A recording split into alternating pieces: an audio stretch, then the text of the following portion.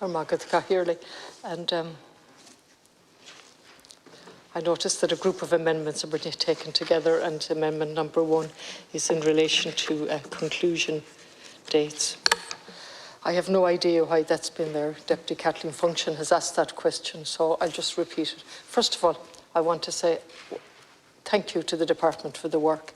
I was at an Irish committee today and realised there's an extraordinary amount of vacancies in the department and huge pressure on the department. I won't repeat the figure because I think it was 100 and something, but feel free to tell me the number of vacancies in the department. So you're working under extraordinary pressure. Let me say that at the outset.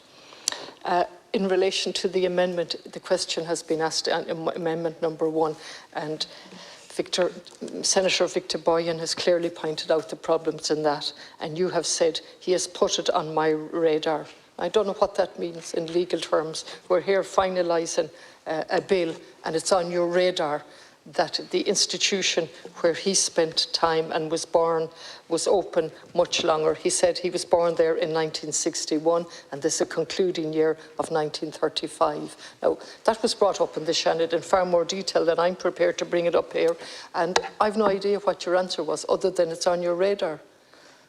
I honestly, at this point, and I don't wish to be personal minister in any way, but from day one, this has been a cost containment exercise from start to finish.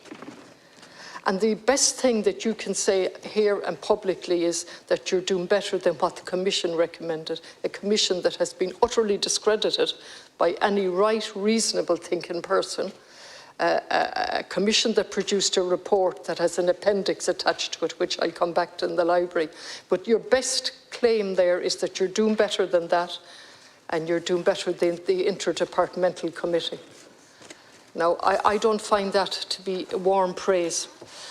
And after what we've been through in this country, and what residents of former institutions have been through, and the various apologies we've got, spanning 2 centuries now, it was time to get it right, wasn't it? We've had ample warnings how to get it right. The Ombudsman has pointed out to us how to get it right when he referred to the malfunctioning or the maladministration of the Magdalene scheme, the Carranua scheme, and so on. I've said all this before, and I really don't. I have to get my energy to say this. And you know, it's not for me. It's for those that are coming to us. I would say hundreds, if not thousands of emails that the staff in the offices in consultation with me had to answer over and over. Their sense of despair, frustration. Only recently, again, in relation to the Department of Education, and 2 years after they go back, and a gun to the head is a wrong type of imagery to use, but there was a Zoom meeting in relation to finalising the details of a scheme for an enhanced medical card and so on, and the point I'm making is 2 years of a gap, and then the group of people are told we're going to have a Zoom meeting and a decision has to be made, and they find out the decision was made already. Now, you know, I'd love to sit down. I really would love to sit down and say, this is marvellous work. This is a piece of legislation that's based on evidence, based on human rights, that we've listened to the Irish Council for Civil Liberties, that we've listened to the Irish Human Rights and Equality Commission, Minister. I wish I could say that, because that's the way we should be going. I'm sure in your heart that's the way you want to go as well, but that's not what's coming across with this piece of legislation. So let's just look at it. The motivation continues to seek to exclude as many people as possible. You're excluding more people than you're including, and you're telling us this is a great piece of legislation. We're excluding all those under 6 months, an arbitrary decision based, I mean, therapists wrote to you, I think if my memory serves me right, over 30 put their name to a letter saying this is arbitrary, this is wrong, this is not based on psychological evidence. And that was ignored completely, the 6 months. So I can only stay with the conclusion I formed because I've got no other evidence that would help me change my mind that this is a cost containment exercise. And tonight, the First Amendment, again, is a cost containment exercise with absolutely no justification for it. You're telling us that the information has come to you recently. We've no idea how it came. We've had the Magdalen inquiry, we've had the main institution for the industrial schools, we've had the Corranua scheme, we have the Magdalen Interdepartmental Committee that looked at the Magdalen laundries. You have all the information. The departments have all the information. It's a David and Goliath set up all of the time. Ye have the information, and suddenly this certain information at the end of this process that you're telling us is now leading ye to have a cut-off point. That's leading you to distinguish a mother and baby home and a hospital or a county home on the basis that, well, the mother just went in there and had the baby and she wasn't getting shelter. And I heard you explain the reason for the terminology. And I accept that to a certain extent, that you're caught with that terminology. But just listen to it. We're not going to listen to that mother that went into that home by whatever manner that she was put in there. According to the Commission, of course, they walked in and they loved every minute of it. Really, that's what the Commission said. There was no coercion, no nothing. And we're going to exclude those people. I mean, if they spent 2 days there and their evidence is that it was psychological trauma, surely we can look at that. Surely this scheme is flexible enough to look at that. We're talking about a finite number of people. So the first is an exclusion. The first one is in terms of a conclusion date, and it goes on then in terms of the relevant person and the institution, all continuing to seek to exclude on what? I mean, we're going to talk about a surplus of 10, 12, 15 billion this year, going into next year. Surely we could have used some of that to make the scheme stand up on human rights. This is going to be brought to the courts. You cannot stand over a scheme that has an arbitrary cut-off of 6 months. Whatever about standing over excluding all those that were boarded out, which the Commission in its wisdom had to acknowledge was absolutely terrible for them, cruelty. Not to mention what those that came from, those children who came from a mixed race background, totally excluded. All to contain costs, led by an interdepartmental government, an interdepartmental committee, that sole purpose was to contain costs, and then you go a little further than that. You haven't given us any update on what are the negotiations led by Sheila Noonan with the religious orders for their contributions to the scheme. Any chance of giving us an update on that?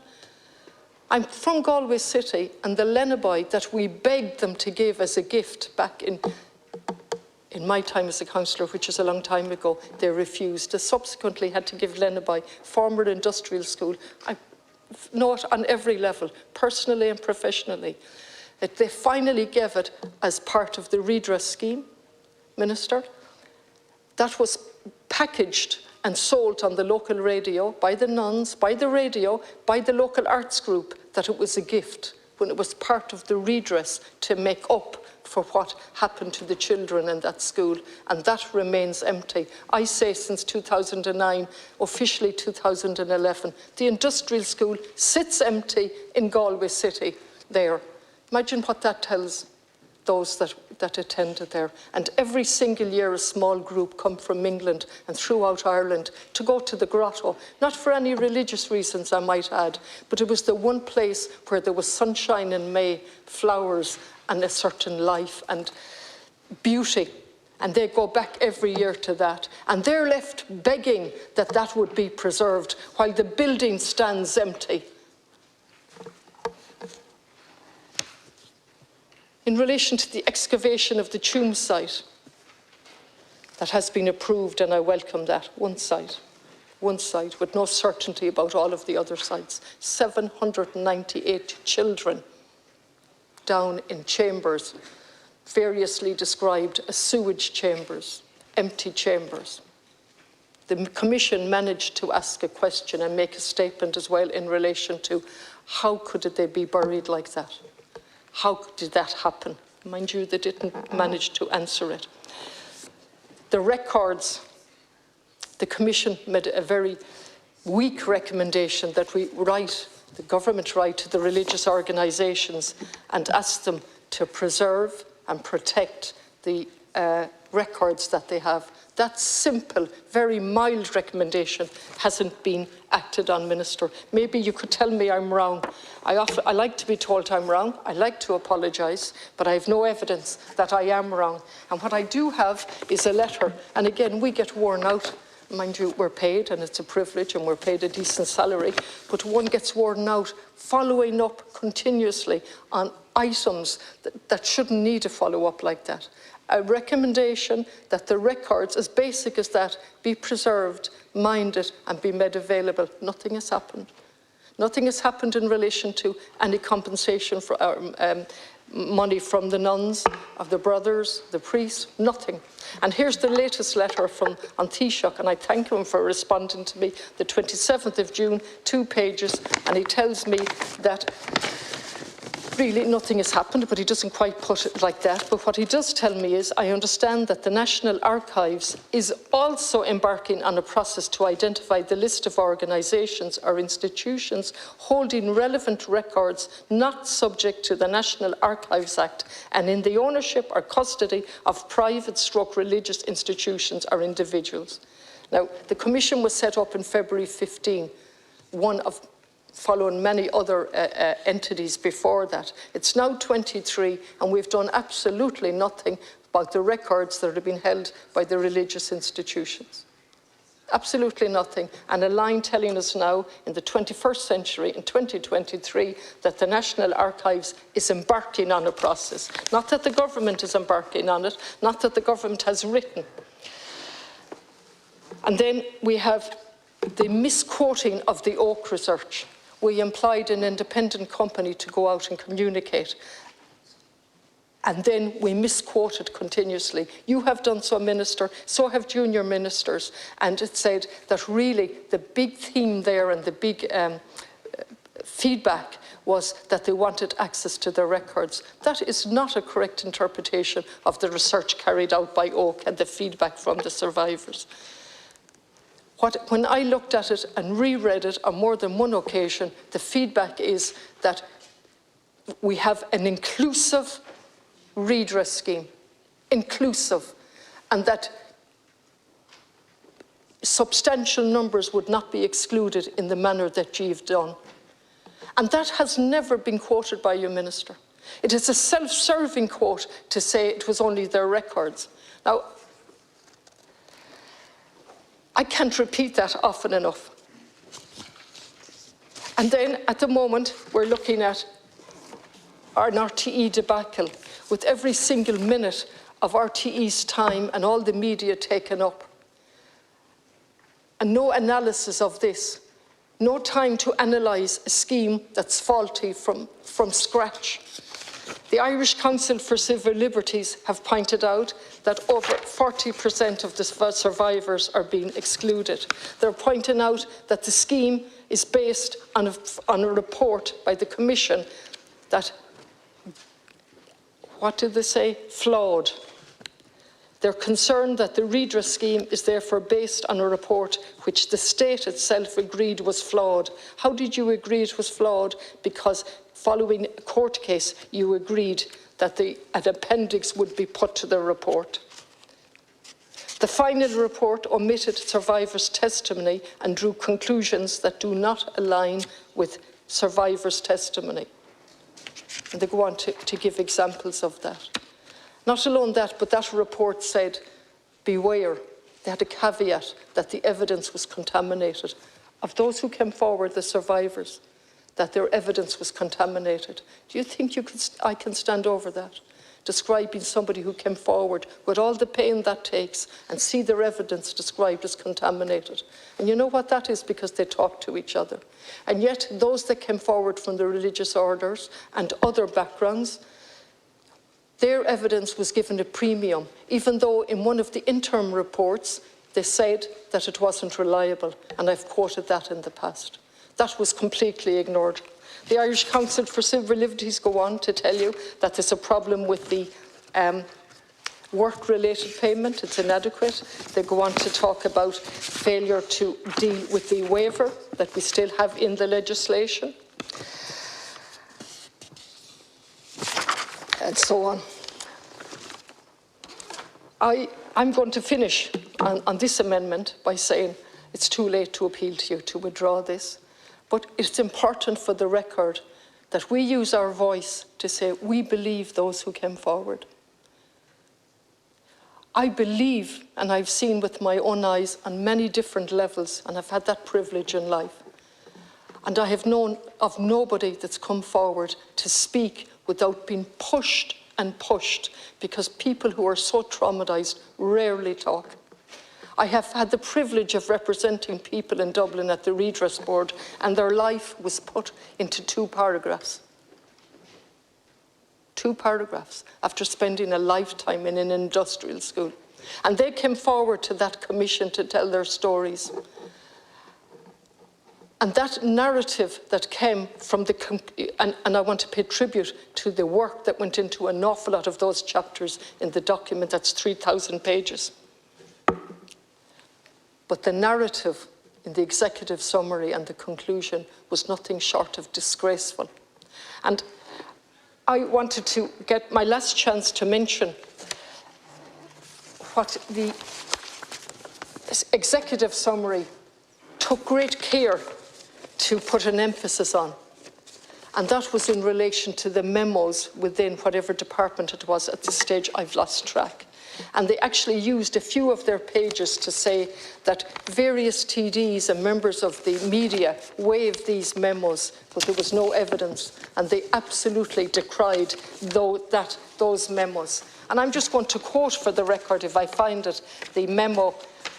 There it is, the document, which is very important, because when you bring in a redress scheme, you must look at basing it on fundamental human rights and basic principles of justice, based on maximum information. That's not what happened here. Information was drip-fed, bit by bit. As you're doing tonight, information has come to our attention just now in relation to various institutions, when they stopped and when they didn't. Now, I'm going to read, for the purposes of the 2 wise women and the wise man that put their name to the commission and took great trouble to discredit what various TDs and members of the media said. This was from the consultant public health physician briefing paper, the 12th of October 2012, that long ago. This is amongst other briefing papers.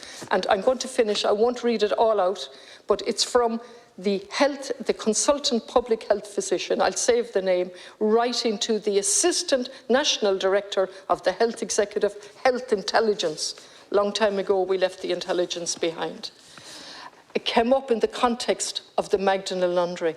And they weren't looking at mother and baby homes, but in the context of their study about the Magdalene Laundry, various pieces of information emerged, which the government, still have, that we have no idea what it contains. But luckily we have this, and that during the ongoing examination of the relationship between the Magdalene Laundries and so on, a number of issues of concerns have arisen in 2 of the mother and baby homes. One Galway, Tuam, the other Bessborough, Cork.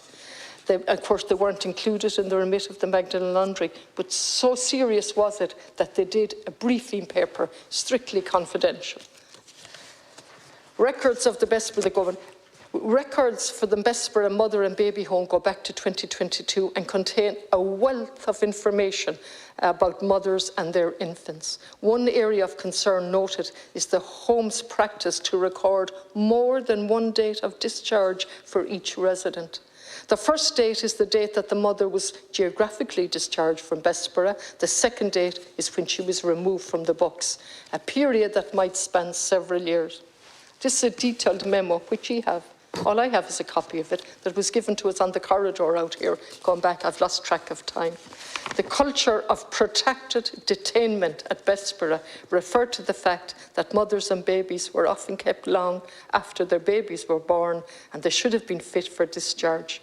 There is also evidence that women were detained if not against their will, certainly under strong coercive elements, including the lack of questioning of the religious orders who ran them. Wouldn't you not ask how this was not sort of looked at by the Commission or looked at it and dismissed, and how a few pages was given over at the very important executive summary to dismissing these memos, not looking at them, not questioning them? Somebody as high as that, the consultant public health physician, taking the trouble to write a memo. How many more memos are there? What information do we not have? Tuam, I'll finish with my own city and county. The mother and baby home in Tuam was similarly involved with the provision of babies to the American adoptive market. There are letters from senior church authorities asking for babies to be identified for the American adoptive market. The American adoptive market. The records relating to Tuam are detailed and extensive. I wonder where they are. The records relating to Tuam are detailed and extensive. But certainly there are one or two areas of deep concern. It takes time to go through them, but certainly there are one or two areas of deep concern that will need to be looked at. We have letters from bishops and senior church officials who have written to the home asking for babies to be made available for adoption. Conclusion. In both of these cases, there are issues of concern in relation to historic patient safety, medical care, accounting irregularities, and possible interference with birth and child certification, which requires further investigation and so on.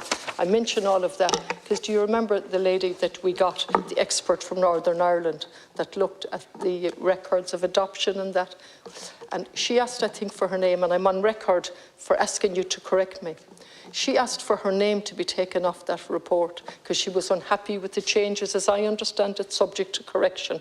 And I looked back at when I spoke the last time, I said the exact same thing, and you haven't corrected me, and nobody has. And she, first of all, asked for her name to be removed, which it wasn't. And secondly, that report has never been discussed in the Dáil, where records were changed, falsified, or whatever, never looked at in the Dáil. So I'm here today looking at amendments, and they're like numbers that the people got in institutions. It's ironic that we're concluding the debate on numbers once again with no change in the substance of the legislation that really needed to be changed substantially. I will not be supporting the legislation. I do acknowledge that a lot of the amendments are good amendments in the sense of technical and to avoid further mistakes and clarity. I do acknowledge that. Garma, thank you.